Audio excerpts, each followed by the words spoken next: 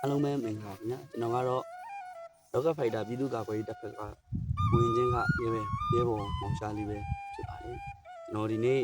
ဒီဘက်ပြည်သူများအားလုံးကိုကြပြလေးတစ်ပုဒ်နဲ့ကျွန်တော်ကိုယ်တိုင်ရေးသားထားတဲ့ကြပြလေးတစ်ပုဒ်နဲ့ဒီဆက်ပေးပြရစီ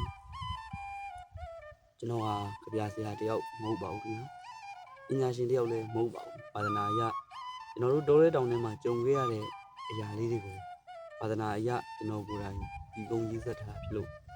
ဒီကပြည်သူရဲဘော်များနေဖြင့်အားနဲ့မနာဆင်ပဲ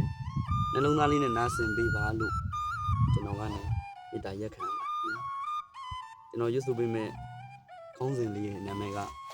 တော်လန်ရေးသမားဖြစ်လာခဲ့တယ်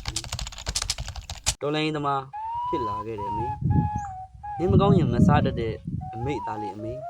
မှုရမပိုင်မိတ်တတဲ့အမိတ်သားလေးမနဲ့ဆိုလက်ဖက်ရည်တစ်ခွက်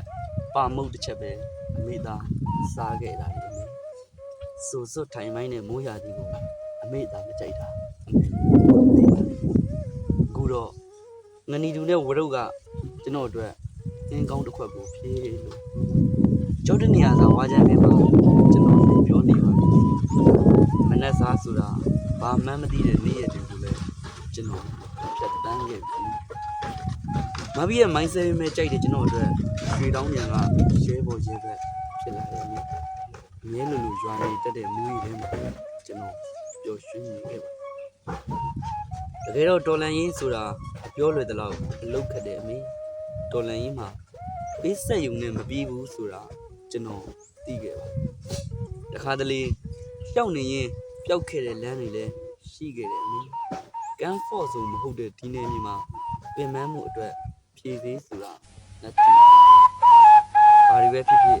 ကျွန်တော်ရှောက်မယ်လမ်းခရီးချမ်းကိုကျွန်တော်သုံးဆောင်ပကာဒနာကိုမလိုအပ်တဲ့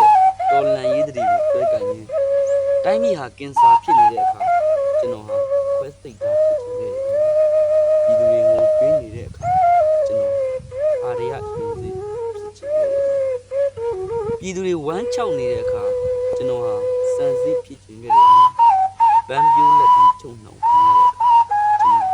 အေးဖြစ်နေခဲ့တယ်တရားရင်းနဲ့သမီးတိုက်ပိတ်ခံရတဲ့အခါကျွန်တော်ဟာ M16